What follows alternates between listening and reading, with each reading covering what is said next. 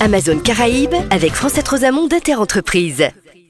Bonjour Francette, alors Bonjour. Le gouvernement se met en place, hier ça a un petit peu bougé, on peut dire ça comme ça. Beaucoup bougé. Oui, on s'attendait à un petit remaniement, finalement ça a été un gros remaniement. Un gros remaniement et on espérait, enfin il était question que représentant de la Martinique qui soit inclus, il n'est pas dedans. Il y avait des bruits qui couraient, notamment au sujet de M. Larcher, mais bon, ça s'est pas fait. Ce sera pour la prochaine fois. Je ne sais pas, mais en tout cas le remaniement est important. Moi, je me concentre toujours sur ceux avec lesquels il faudra travailler, qu'il faudra regarder. Par exemple, on a un nouveau monsieur chargé de la cohésion des territoires, monsieur Mézard, qui remplace effectivement monsieur Ferrand, qui est parti à l'Assemblée. Monsieur le maire, économie ne change pas, donc là, il y a des choses très... C'est un poste important, hein, surtout pour nous, les Outre-mer aussi. Le ministre du Travail, la ministre du Travail, je vous disais la dernière fois, il faut bien retenir son nom, Muriel Pénicaud, parce que je pense qu'elle va tenir le haut de l'actualité à partir du 1er juillet. Confirmation, Madame Girardin, qui reste avec nous. Elle a eu un peu chaud pour les législatives, un petit peu mais elle juste, reste là, voilà. Oui. Et puis notre Laura Flessel, qui arrive d'ailleurs dimanche pour son premier déplacement en Guadeloupe et en Martinique au sujet du sport. Donc, effectivement, des choses qui sont confirmés ou des nouveaux. Et puis, vous savez, la transition énergétique et écologique est importante. Et il y a une nouveauté. Donc, il y a 2 secrétaires d'État. D'habitude, il y en a un. Donc là, on sent que c'est une activité qui prendra de plus en plus de poids, cette fameuse transition. Et donc, il y a 2 secrétaires d'État. La personne de Sébastien Lecornu et Brune Poirzon. Voilà, donc plus de personnes, 28 personnes au lieu de 21, comme le précédent gouvernement, et puis plus de femmes dans des postes régaliens. Donc, moi, je trouve que... Voilà, donc je trouve que tout ça, ça donne une couleur. Maintenant, il faut se mettre au travail. Il y a un peu moins de politique dure, pure et dure, mais il y a des gens qui... On ne peut pas dire qu'ils ou elles ne connaissent pas leur dossier. Donc maintenant, il faut se mettre au travail. Alors, toujours absent, ministre du Tourisme. Oui. Voilà, alors, c'est une activité pourquoi le tourisme importante. Ne compte plus Non, je ne dirais pas que ça ne compte pas, mais en tout cas, je pense qu'il y a encore de grandes velléités d'avoir une vraie stratégie touristique, parce que c'est une partie importante qui constitue le produit intérieur brut de la France, et donc chez nous aussi. Donc, pour l'instant, peut-être qu'on aura dans quelques semaines un monsieur tourisme dans les ministères. Voilà. Oui, un secrétaire d'État peut-être. Oui, un secrétaire d'État ou bien quelque chose, un chargé de mission, de manière... La France est l'une des nations les plus visitées, vous le savez. Oui, du point de vue touristique. Hein. Mais c'est pour ça que, moi j'ai l'impression que quand même, il y a une concentration sur les vrais sujets, donc la transformation de l'économie, la transformation de tout ce qui concerne le travail, l'écologie, etc. Et puis sur des secteurs qui sont considérés plus... ils sont déjà un peu sur les rails, donc on les range. C'était pas nécessaire de créer directement un ministère ou un secrétariat d'État. Mais bon. Alors, je voulais quand même faire un petit peu de retour à la case départ. Et parler un pas case départ, en arrière. Oui, en arrière, pas à case départ, en arrière. On retourne et tout en arrière. Alors, parler un peu des élections législatives en Martinique. On n'en a pas beaucoup parlé ici. On en a rapidement dit que M. Letchimy avait pu sauver son poste et que pour la première fois, je vous laisse annoncer. Absolument, pour la première fois, la Martinique entre enfin un pied dans la parité, vu que nous avons notre première députée femme. C'est incroyable ça. Pourquoi les Martiniquais sont si machistes ou c'est parce que les femmes ne disaient pas se présenter? Non, je ne dirais pas ça. Il y a beaucoup de femmes qui sont de très grande qualité juste dans les partis ou juste derrière. Elle a été déjà présidente du Conseil. Elle a été la première femme présidente d'une assemblée importante. Donc il y a des femmes, mais dans les partis historiques, c'est dur de laisser la place pour certains. D'ailleurs, on a assisté en quelque sorte à des gars. Alors tout d'abord, pas de vague Macron, comme j'ai pu oui, l'écrire. Elle s'est arrêtée aux Açores, donc elle n'est pas arrivée aux Antilles. Jusqu'à la Martinique, en tout cas. Si, elle a quand même atteint la Guadeloupe et un peu la Guyane. Malement, hein. Ouais, non, mais elle hâte. Il y a plus de gens qui se réclament de la République En Marche que de la droite. Voilà. Donc, mais nous, voilà, aucun n'est passé. C'est des divers gauches quand même en majorité. Et donc, premièrement, donc pas de vague Macron. Deuxièmement, première femme. Et troisièmement, les historiques passent avec un difficulté. Il n'y a pas eu de gros renouvellement, en fait. Non. Azéro est resté. Déjà, celui qui a été le mieux élu, c'est M. Nilor. Donc là, il n'y avait pas photo. Celui, M. Azéro, a quand même dû batailler contre M. Pamphile, notre maire du Lorrain. Ça pose quand même des questions, vu que là, quand on est maire et si on est député, il faut laisser un poste. Donc, il va choisir. Pourquoi des maires continuent à briguer, vu que ce qui veut dire qu'à terme, il y a une décision qui est attendue. Absolument. Et puis sur la Fort-de-France, donc M. Letchimy, qui effectivement remporte la mise très largement, mais très largement devant le Panima. C'est dans un contexte d'abstention incroyable. 13% de... Deux, c'est dans une circonscription qui a été bâtie sur mesure. N'oublions pas que M. Sarkozy lui a fait cette grâce, on dira. Et puis troisièmement, face à lui, il y avait des gens qu'on ne voulait plus voir. Quand vous voyez que Miguel Laventure fait 700 voix au premier tour. C'est vraiment incroyable, ça, Miguel Laventure, qui a été pendant longtemps le porte-étendard de la droite. Non, mais c'est le dégagisme local. Ils n'ont pas bien compris. Donc là, il faut espérer qu'ils ont compris la leçon. Pareil, le premier tour, M. Carole se retrouve avec 1000 voix. Comment expliquer ça? Alors que c'est la CTM qui est au pouvoir, alors que Carole... Oui, mais ce sont des gens qui sont trop anciens. Même Carole, mais Carole n'est pas si vieux que ça. Il se présente là depuis un certain nombre d'années. À la mairie, en plus, il y a un problème réel de leadership.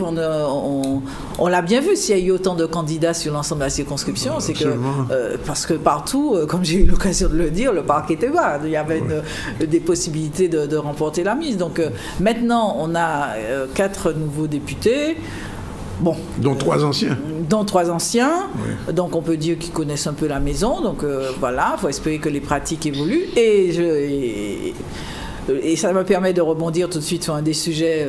non, mais juste une dernière question quand même, je vous le posais. Est-ce que le fait qu'il y ait eu 3 nouveaux députés anciens, c'est une défaite pour M. Marie-Jeanne?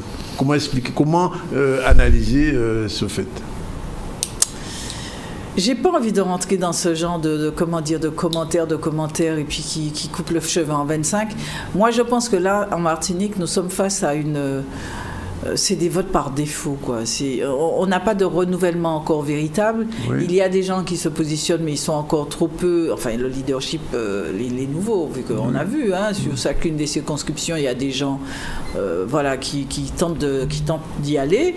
Maintenant. Je crois que parce qu'il s'est investi quand même, oui, mais il s'est investi en 2 temps. Donc c'était pas il a d'abord dit je ne m'en occupe pas. Après il y a eu un communiqué et après il y a eu un autre communiqué. Donc moi je pense que vraiment là on est devant. Enfin en tout cas. Les partis devraient se questionner sur cette abstention qui est quand même massive, sur des gens qui en Martinique, on a l'impression qu'il y a un désintérêt un manque de confiance réelle. Donc ces gens retournent à la députation et je crois qu'ils devraient profiter pour changer des manières de faire et d'agir. Parce que là, la prochaine fois, ça va être redoutable. J'ai comme l'impression. Alors, parlons de ce groupe ultramarin qui ne semble pas avoir... j'ai le sentiment, en tout cas, il ne semble pas avoir les honneurs de M. Macron. Il ne pousse pas trop là-dessus. Mais en tout cas, comme j'ai eu l'occasion de l'écrire, il y a une fenêtre de tir. Ce groupe... C'est pas simplement pour faire joli, pour avoir des moyens, parce que tout ça c'est exact, pour pouvoir parler, etc. Mais c'est aussi pour peser et faire de manière à ce que dans les textes qui sont votés et qu'il y ait une plus grande attention à tout ce qui est étendu soit qui est oublié dans les textes, ils ne sont pas étendus aux Outre-mer, ou soit qui sont étendus et puis qu'on voit que ça crée des problèmes. Et jusqu'à présent, les Outre-mer sont regardés comme une excroissance. Comme quelque chose qui, voilà, où on se dit tiens c'est pareil, mais on se rend compte que on est à des degrés divers de développement. Donc il faut arriver à ce qu'on monte dans le grand cerveau de tous ces gens qui passent les lois, que nous-mêmes nous soyons en capacité de créer des alliances de travail. Parce que, quand par exemple, là tout à l'heure, je parlerai d'un texte qui vient de passer, qui est passé hier au Conseil des ministres, hier, et qui est étendu à l'outre-mer. S'il n'y a pas cette phrase extension à l'outre-mer, c'est une ordonnance qui vient de passer qui concerne les produits financiers, on n'est pas dedans, et puis on peut voir des pratiques qui ne sont pas très encourageantes se faire chez nous. Et créer, c'est-à-dire que aujourd'hui, il faut comprendre que c'est par les textes de loi qu'on crée les inégalités. Oui. Et s'il y a cette loi sur l'égalité réelle, c'est bien parce qu'on se rend compte qu'il faut à un moment regarder les processus et se dire bon, qu'est-ce qu'on fait ? La loi sur l'égalité réelle fait un constat, mais comment on va plus loin dans le constat ? Et comment aller plus loin dans le constat ? C'est notamment créer ce fameux groupe. Alors s'il ne se crée pas, il y a quand même la nécessité... Vous pensez qu'il va se créer ? En tout cas... Parce que c'est pas la première fois que j'entends c'est une chose d'Arlequin, de montre du Loch Ness ou moi, je trouve que là, il y a plusieurs faisceaux qui militent pour le rendre réel. D'une part, il y a l'affaiblissement des partis historiques, ce qui veut dire qu'ils ont besoin d'alliés. Et les députés ultramarins... Vous avez vu que certains ont rejoint le groupe du Parti communiste français. Voilà. Et qui a permis à ce parti d'avoir... Exactement, de constituer des forces. Oui. Deuxièmement, on a un président qui a dit tout au long de sa campagne, et même au début, qu'il faut que tout ne peut pas venir de la centralité. Il faut que des choses plus fortes émanent des régions. D'ailleurs, c'est pour ça qu'on fait des assises outre-mer d'ici la fin de l'année. Donc, chiche. Et troisièmement, attendez, il y a... Quand on voit par exemple M. Bayrou qui vient n'est plus ministre parce que de la moralisation, etc., on peut dire que c'est tout à fait moral mais qu'il n'y ait plus la création d'inégalités dans l'outre-mer à cause de la loi. Moi, je pense qu'il y a des arguments, et puis ce moment de complète créativité. Regardez ce qui est sorti pour le gouvernement. Il y a des postes qui n'existaient pas, de ministres à côté de ministres. Là, on a des ministres à côté de ministres. Donc, il y a de la créativité. Il manque quand même, et il manque un ministre. Voilà, il y a de la créativité à tous les étages. Et je pense que si nos parlementaires font bloc et puis surtout après se mettent au boulot, il peut y avoir des éléments. Espérons que ce groupe ultramarin ne soit pas une arlésienne et non pas un arlequin, comme je disais. Alors, l'ordonnance qui se... Voilà, donc c'est un peu l'illustration de tout ce que nous venons de dire.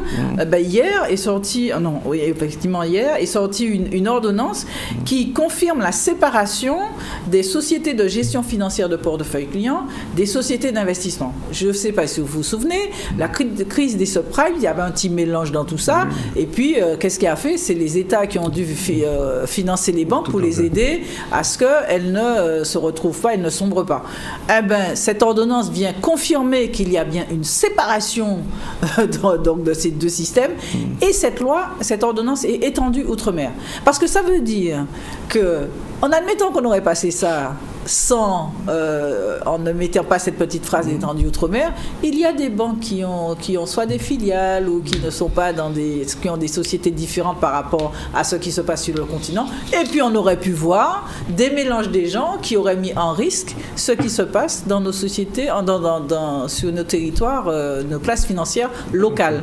Donc ça montre bien qu'il y a des mutations qui se font très loin de chez nous, et que si on n'est pas attentif, ça vient contrecarrer nos activités. Donc, vaut mieux qu'il y ait un groupe, et vaut mieux que, quoi qu'il en soit, que nous soyons extrêmement vigilants sur ce qui sera voté dans les prochains mois, parce que je vous redis, il y aura beaucoup de créativité. Voilà. C'est fini pour aujourd'hui. C'est fini pour aujourd'hui. Merci donc à France 7, on va retrouver la semaine prochaine. Amazon Caraïbes avec France 7 Rosamond d'Interentreprise.